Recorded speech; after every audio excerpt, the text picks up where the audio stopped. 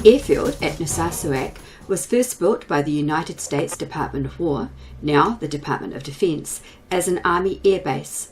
Its construction began in July 1941.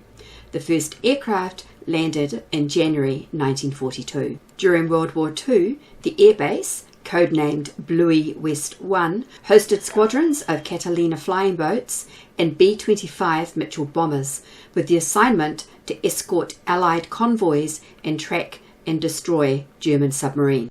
Narsarsuaq, AFID 614 Alpha Romeo, 13 miles west-southwest, 9,500, climbing for 99. Keep an eye out for the arrow that just departed. Zulu Alpha Zulu, will you be at flight level 120? Affirmative, 120 will be fine, thank you. Roger. Bluey West 1 airfield, later known as Narsarsuaq Air Base and Narsarsuaq Airport, was built on a glacial moraine at what is now the village of Narsarsuaq, near the southern tip of Greenland. Construction by the US Army began in June 1941 with the Army's Greenland force consisting of a battalion of the 21st Engineers, less one company reinforced by a composite battery from the 62nd Coast Artillery, landed from the USS Marengo and US-AT Chateau Thierry in July 1941. The first aircraft landed there in January 1942 as a link in the Northern Atlantic air ferry route in World War II. The base had a peak population of about 4,000 American servicemen, and it is estimated that some 10,000 aircraft landed there en route to the war in Europe and North Africa. Soon after the United States entered the War Department decided to deploy Major General Carl Spatz's 8th Air Force to Britain, putting the North Atlantic ferry route facilities constructed by the Corps to an early test. Radioing from Bluey West 1 while crossing the Atlantic in mid-June 1942, Spatz ordered the movement to begin. The P-38 and P-39 fighters, piloted by combat crews who had been given special training in long-distance flying, were escorted by the longer-range B-17 bombers. With stops at the Canadian-built base at Goose Bay in Labrador, Bluey West 1 in southern Greenland, and Reykjavik or Keflavik in Iceland, the aircraft could fly from the new Presque Isle Army Air Base in northern Maine to Prestwick Airport in Scotland, with no leg of the journey longer than 740 nautical miles. Other important bases in Greenland were Bluey West 8 near the present-day town of Kannad-405 and Bluey East 1 on the almost uninhabited east coast. Bad weather is frequent in southern Greenland, and Narsarsuaq is virtually surrounded by high mountains, making the approach to the steel mat runway exceedingly difficult. The usual approach was a low-level flight up a fjord. Because the runway slopes up west to east, landings were and still are predominantly made to the east, with takeoffs to the west regardless of the wind condition. Bluey West 1's importance declined post-World War II, but the US Air Force maintained it as Narsarsuaq Air Base during the early Cold War years, when it served as a refueling station for jet fighters and for helicopters crossing the North Atlantic. The runway by this time had been paved with concrete.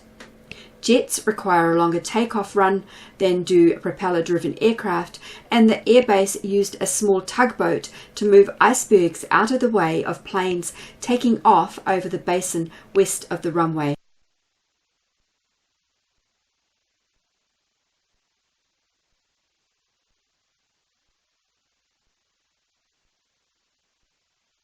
Zulu Alpha Zulu, Roger. Contact NOC information on 121.3. Have a nice flight. 121.3, and thank you very much. NOC information, Zulu Kilo Bravo Alpha Zulu.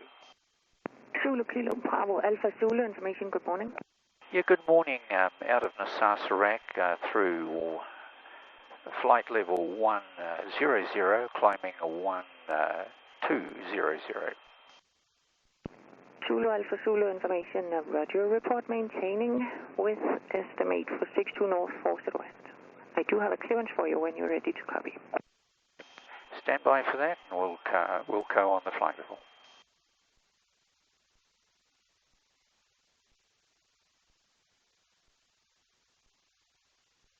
You got that other aircraft?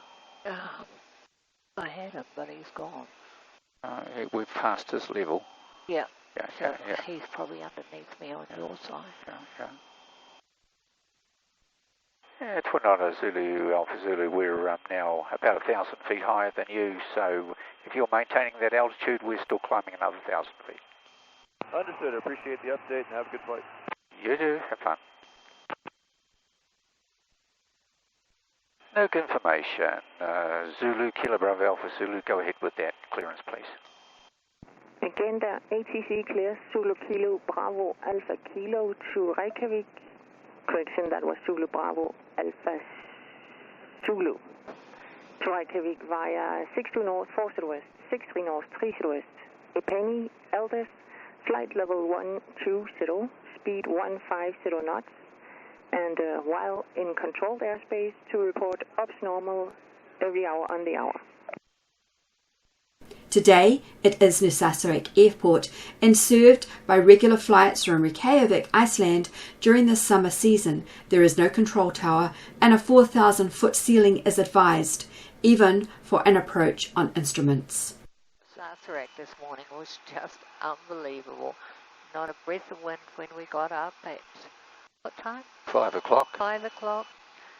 Sun was shining and you could just see the water still and calm with the odd little iceberg in it. Yep. It was like magic. Yeah. But I wanted to climb that hill up behind the hotel. It was very tempting. Oh, I can just start to see a little tiny bit of lightness out there, but we've been, we had a lovely take-off and climb out over the Greenland ice cap, and it was just so picturesque. But for a little while now, we've been sitting in a layer of stratus, just at 0 degrees. We haven't appeared to got any icing. No. I'm checking, you know what I'm like. Yeah, I know. And still sitting up here at flight level 120. We've got a position report. It's coming up in about 13 minutes, and it'll be to Gander radio. And they've given us a VHF frequency. It's quite remarkable how we get VHF range way out here in the middle of nowhere. And however, we got the HF dialed up just in case. Now, the good news is, Barry, that little thin blue line is coming into view. Yeah, it could be on top of the stratus, and at some point our intention is to get a lower flight level, get 090, and then we don't need to have oxygen. But we do need to be in our Michelin suits for crossing the Arctic Ocean. The survival time without immersion suits in the water is less than 3 minutes. 3 minutes, yeah, it's not long. No, it's not long. So, not that we're planning on checking it out, but anyway. And the airplane's running well, all the temperatures and pressures are all good, and it feels nice and smooth, and we're burning 11.9 gallons an hour. Looks good. I think we're going to be in and out of this bit of stratus, but this is a sunny hole we're in right now, but it's not going to last for very long. I can see some more cloud coming up. Okay. How do you find wearing your orange suit, Barry? My orange suit? Actually, not too bad.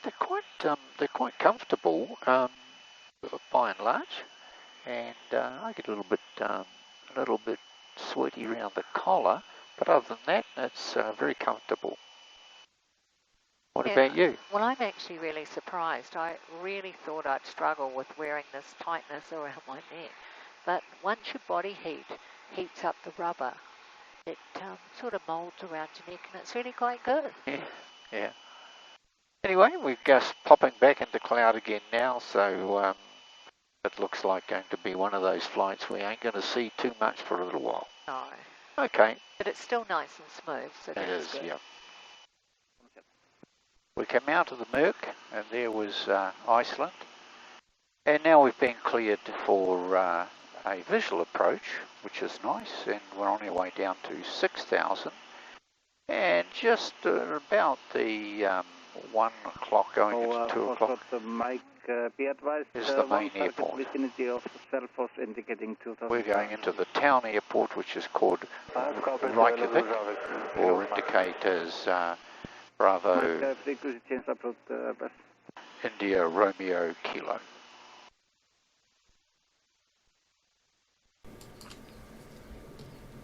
Reykjavik Airport is the main domestic airport serving Reykjavik, the capital of Iceland, located about 2 kilometres from the city centre. It has shorter runways than the city's bigger Keflavik International Airport, which is sited 50 kilometres out of town. It only serves internal flights within Iceland and to Greenland, small international charters, transatlantic ferry flights and private flights. It can also serve as an alternate airport for flights inbound towards Keflavik in case of adverse weather conditions there. To distinguish Keflavik International Airport outside Reykjavik, it is sometimes unofficially called Reykjavik City Airport and also Reykjavik Domestic Airport because it has some international flights but mostly domestic ones. Reykjavik Airport is the main hub of Air Iceland Connect and Eagle Air. Of the airport's 3 runways, 2 are currently active all year round. The shortest runway, 0624, is usually used only in winter, and takeoffs from 06 in the northeast direction are forbidden because of safety and noise. Reykjavik Airport is owned and operated by the state enterprise Asavia.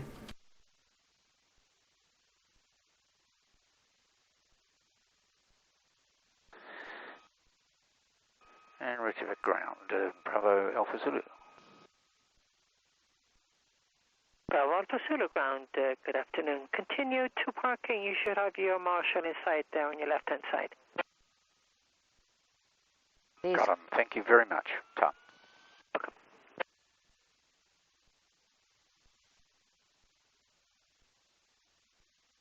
Just watch this one. Yep. Just gently.